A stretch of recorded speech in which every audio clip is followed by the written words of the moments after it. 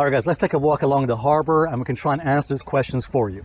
So what happened was, about a few weeks ago, I put out a video, you might have seen this one, where I essentially said that the forces of deflation are likely to win in the very near future. In fact, in a book that was published by Robert Prechter, one of the greatest chart analysts out there, in his book, Conquering the Crash, he argues that in the very near future, we're going to see deflation winning, not inflation, as everybody else seems to think. But after I put out the video, the comments I was getting on social media was actually a lot of angry comments, people saying, hey, Alessio, what are you talking about? You're saying deflation is going to win? It's inflation that's happening right now. Look at fuel prices, look at house prices, look at the stock market, right? So inflation is winning right now, not deflation. So what are you talking about? So take a look at this chart, because this chart you're seeing here holds the clue to everything I'm going to say in this video, to almost everything. So why are we seeing inflation this year in 2021 when, in fact, in my previous video I said, hang on a second,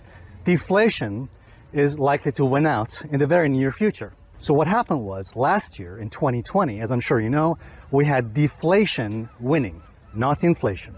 Take a look at this chart and you'll see that last year we had the forces of deflation, as you can see here, winning. Now, it's not too difficult to figure out why last year we had deflation, because essentially the economy shut down because of COVID, because of lockdowns and all the shutdowns. Essentially the economy came to a halt.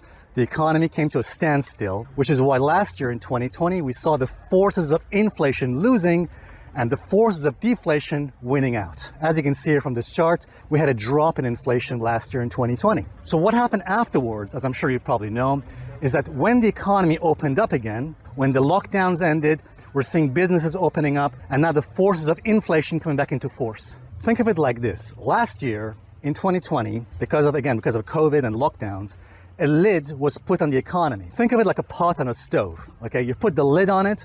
So essentially, we had put a lid on the economy last year, hence the deflation winning last year. But now, the economy is slowly opening up. That lid is being slowly removed, and now we're seeing the forces of inflation come back into play, like the steam being released from a pot when you lift the lid, okay?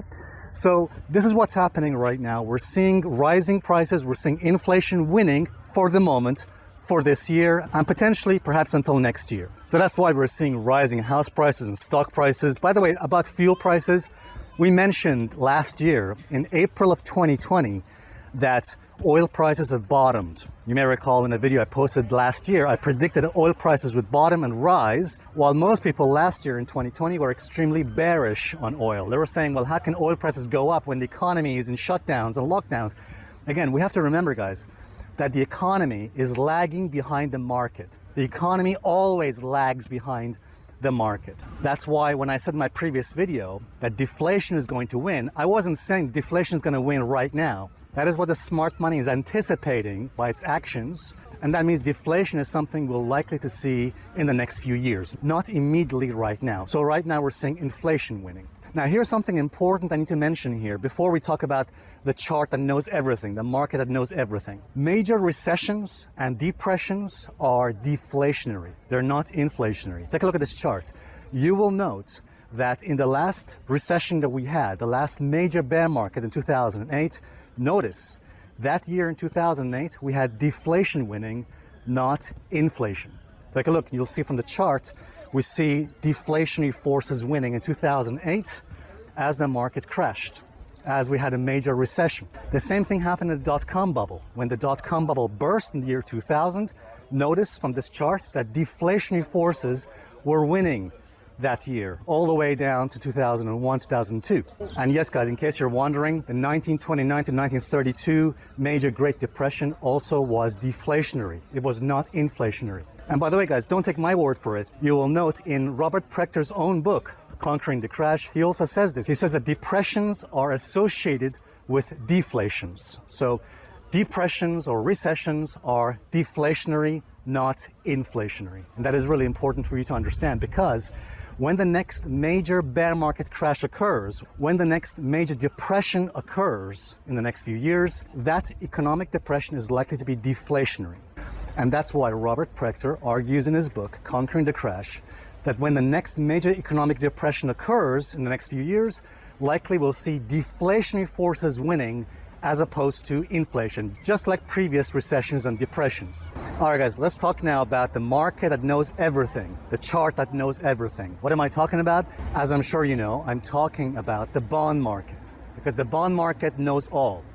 First of all, why do we say the bond market knows everything? Because bonds are traded by the smart money, by the big money.